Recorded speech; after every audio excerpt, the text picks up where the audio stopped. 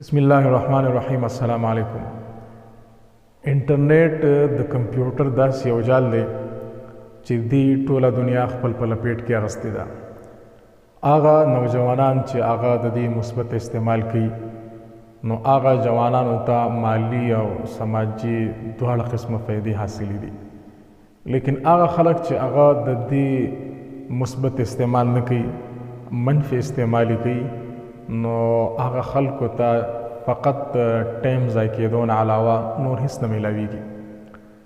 کوم ځای کې چې د انټرنیټ ډېر زیات فایدې دي نو هلته د دغې نقصانات هم ډېر زیات دي او په دغه نقصاناتو باندې موږ سترګې نشو پټولی.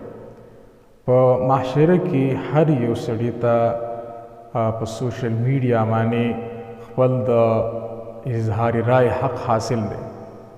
که دا ټکنالوژي د ضرورت مطابق په مثبت انداز کې استعمال وشي نو دا د معاشرې دپاره یو غټ نعمت دی. سوشل میډیا داسې یو نشه ده چې کله خلک په دې کې ننوځي نو بیا خلک د سوشل میډیا استعمال نه کوي بلکې سوشل میډیا بیا د خلکو استعمال کوي.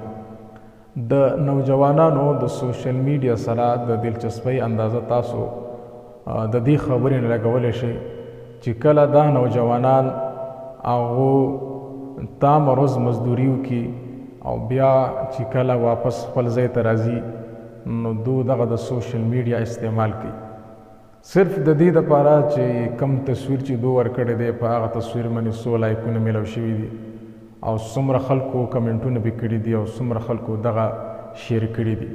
د دې نه علاوه دې خلکو ته هیڅ قسمه فایده نوره نه میلاویږي او دغه خلک د معاشرې نه ځان کټ کړی د خپلو په منځ کې خوشحالۍ سره اوسېدو ته زندگی وي. یاد ساتئ چې هیڅ یو څه بد نه وي، لیکن د هغې استعمال هغه که په بد انداز سره کېږي نو هغه بدي او که د هغې استعمال په ښه انداز سره کېږي نو هغه ښه وي. نن سبا د اولاد سره ټایم نشته د خپل د مور و پلار دپاره او مور و پلار سره هم ټایم نشته دی چې هغه د خپل د بچو تربیت وکړي. هم دقه وجه ده چې محبتونه ختمیږي او هغه نوجوانان چې هغو د سوشل میډیا سره د هغو تعلق دی او ورځ شپه هغو د سوشل میډیا استعمال کوي نو د هغوی ذهني صلاحیتونه هم کمیږي.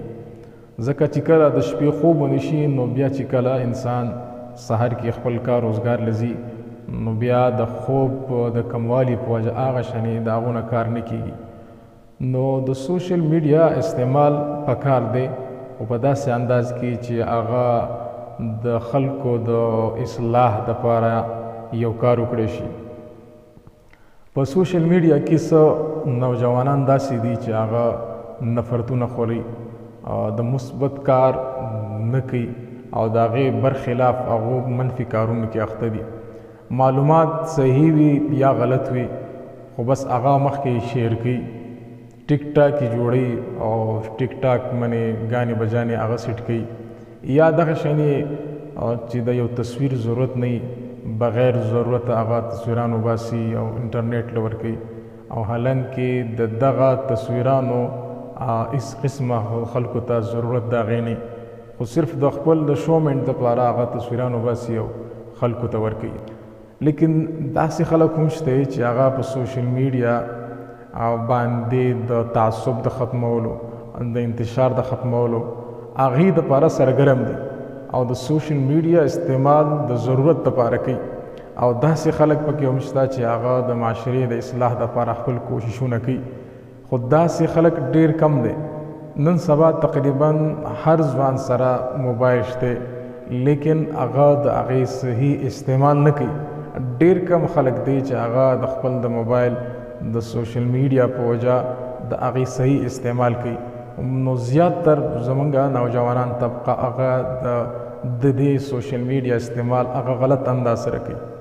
که تاسو د سوشل میډیا استعمال کوئ او ستاسو فیسبوک آی ډي ده یا ستاسو فیسبوک پیج دی یا ستاسو یوټیوب چینل دی نو تاسو خپل د دغه چینل او د دغه پیج استعمال صحیح انداز سره وکړئ. که ستاسو نه د خلکو ته خیر رسی تاسو دا قدم اوچت کړئ او خلکو ته خیر ورسوئ چې ستاسو نه په معاشره کې د خلکو اصلاح وشي. الله تبارک وتعالی دې زمونږ او ستاسو حامی او ناصر شي.